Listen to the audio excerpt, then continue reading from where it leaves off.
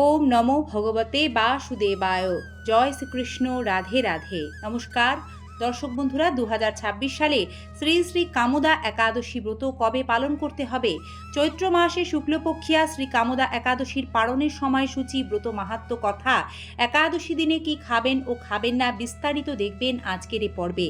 আশা রাখি সকলে শ্রীকৃষ্ণ কৃপায় ভালো আছেন। সিংহরায় ডোরবেলে সনাতনী বার্তার আরও একটি নতুন পর্বে সকল দর্শক বন্ধুকে স্বাগত জানাই। 2026 সালে ইংরাজি 29শে মার্চ, বাংলায় 1432 বঙ্গাব্দের 14ই চৈত্র রবিবার এবছরের কামদা একাদশী ব্রত পালন করতে হবে। শ্রবণ করুন কামদা একাদশীর ব্রত মাহাত্ম্য কথা। ওম নমো ভগবতে বাসুদেবায়। চৈত্র মাসে শুক্লপক্ষের কামদা একাদশীর ব্রত মাহাত্ম্য বরাহ পুরাণে বর্ণিত আছে। মহারাজ যুধিষ্ঠির বললেন, হে বাসুদেব, আপনি কৃপা করে আমার কাছে কামদা একাদশীর মহিমা কীর্তন করুন।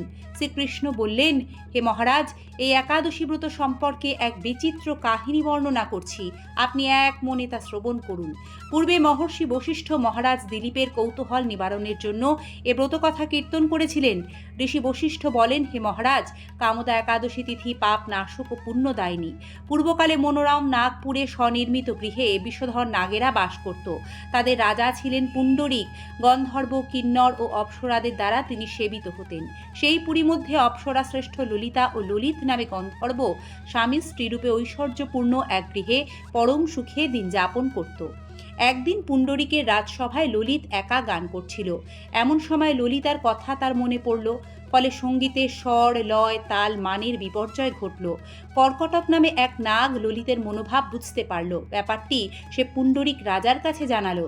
তা শুনে সর্পরাজ ক্রোধ ভরে কামাতুর ললিতকে, রে দুর্মতি, তুমি রাক্ষস হও বলে অভিশাপ দান করল। সঙ্গে সঙ্গে সেই ললিত ভয়ঙ্কর রাক্ষস মূর্তি ধারণ করল। তার হাত 10 যোজন বিস্তৃত, মুখ পর্বত গুহা তুল্য, চোখ দুটি প্রজ্বলিত আগুনের মতো, ঊর্ধ্বে 8 যোজন বিস্তৃত প্রকাণ্ড এক শরীর সে লাভ করল। ললিতের এরকম ভয়ঙ্কর রাক্ষস শরীর দেখে ললিতা মহা দুঃখে চিন্তায় ব্যাকুল হলেন। স্বেচ্ছাচারী রাক্ষস ললিত দুর্গম বনে ভ্রমণ করতে লাগল। ললিতা কিন্তু তার সঙ্গ ত্যাগ করল না। ললিত নির্দয়ভাবে মানুষ ভক্ষণ করত। এই পাপের ফলে তার মনে বিন্দুমাত্র শান্তি ছিল না। পতির সেই দুরবস্থা দেখে ব্যথিত চিত্তে রোদন করতে করতে ললিতা গভীর বনে প্রবেশ করল। একদিন ললিতা বিন্ধ্য পর্বতে উপস্থিত হলো। সেখানে ঋষ্যশৃঙ্গ মুনির আশ্রম দর্শন করে মুনির কাছে হাজির হলো। তার চরণে প্রণাম করে সেখানে দাঁড়িয়ে রইল। মুনিবর জিজ্ঞাসা করলেন, হে সুন্দরী, তুমি কে, কার কন্যা, কি কারণই বা এই গভীর বনে এসেছ, তা সত্য করে বলো। তদুত্তরে ললিতা বলল, হে প্রভু, আমি বীর ধন্যা গন্ধর্বের কন্যা, আমার নাম ললিতা। আমার পতির পিশাচত্ব দূর হয় এমন কোনো উপায় জানবার জন্য এখানে এসেছি। তখনই ঋষি বললেন, চৈত্র মাসে শুক্লপক্ষের কামদা নামে যে একাদশী আছে, তুমি সেই ব্রত যথাবিধি পালন করো। এ ব্রতের পুণ্য ফল তোমার স্বামীকে অর্পণ করলে তৎক্ষণাৎ তার সমস্ত পাপ বিনষ্ট হবে। বশিষ্ঠ ঋষি বললেন, হে মহারাজ দিলীপ, মুনির কথা শুনে ললিতা আনন্দ সহকারে কামদা একাদশী পালন করল। তারপর ব্রাহ্মণ ও বাসুদেবের সামনে পতির উদ্ধারের জন্য আমি যে কামদা একাদশী ব্রত পালন করেছি, তার সমস্ত ফল আমার পতির উদ্দেশ্যে অর্পণ করলাম। এ পুণ্যের প্রভাবে তার পিশাচত্ব দূর হোক। এই কথা উচ্চারণ মাত্রই ললিত শাপ মুক্ত হয়ে দিব্য দেহ প্রাপ্ত হলো। পুনরায় গন্ধর্ব দেহ লাভ করে ললিতার সাথে সে মিলিত হলো। তারা বিমানে করে গন্ধর্বলোকে গমন করল। হে মহারাজ দিলীপ, এ ব্রত যত্ন সহকারে সকলেরই পালন করা কর্তব্য। এ ব্রত ব্রহ্মহত্যা, পাপ বিনাশক, পিশাচত্ব মোচনকারী। এ ব্রত কথা শ্রদ্ধাপূর্বক পাঠ ও শ্রবণে বাজপেয় যজ্ঞের ফল লাভ হয়।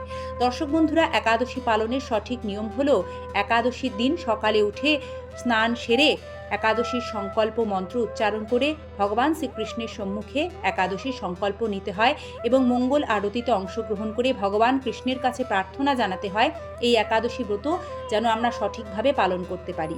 একাদশীর দিন পঞ্চরবিশস্য ও তার থেকে তৈরি সব রকম খাবার বর্জন করে অনুকল্প প্রসাদ, যেমন ফলমূল, শুদ্ধ সাগুদানা, পানি ফলের আটার তৈরি পুরি এবং তার থেকে তৈরি আরও বিভিন্ন কিছু ভগবানকে ভোগ নিবেদন করে গ্রহণ করা যায় অনুকল্প হিসাবে। আর একাদশীর পারণ হলো, একাদশী পালন করে তার ঠিক পরদিন পারণ দেওয়ার নির্দিষ্ট সময় একাদশীর পারণ মন্ত্র, যা হলো অজ্ঞানতিমিরান্ধস্য ব্রতে না নেন কেশব প্রসীদ সুমুখ নাথ জ্ঞান দৃষ্টি প্রদ ভব। এ মন্ত্র উচ্চারণ করে ভগবানকে পঞ্চরবিশস্য ভোগ নিবেদন করে তা প্রসাদ হিসেবে গ্রহণ করে একাদশী ব্রত পূর্ণরূপে সমাপন করবে। করবেন। একাদশীর দিন চা, কফি, পান কোনো রকম নেশা করতে নেই, তাতে ব্রত ভঙ্গ হয়। ক্রোধ, দুরাচারী, মিথ্যাচার, সহবাস, প্রসাধনী ব্যবহার করা, ক্ষৌরকর্ম করা এইগুলিও একাদশী দিনে নিষিদ্ধ। হরিনাম সংকীর্তন, কৃষ্ণচরণে পূর্ণ সমর্পণ, কৃষ্ণ ভক্তি লাভই হলো যে কোনো একাদশী ব্রতের মুখ্য উদ্দেশ্য। জয় শ্রী কামোদা একাদশী কি জয়, জয় শ্রীকৃষ্ণ রাধে রাধে। শ্রীকৃষ্ণ কৃপায় সকলের মঙ্গল হোক। আপনাদের সকলকে ধন্যবাদ ও বিনম্র শ্রদ্ধা সম্পূর্ণ পর্বটি দেখার জন্য।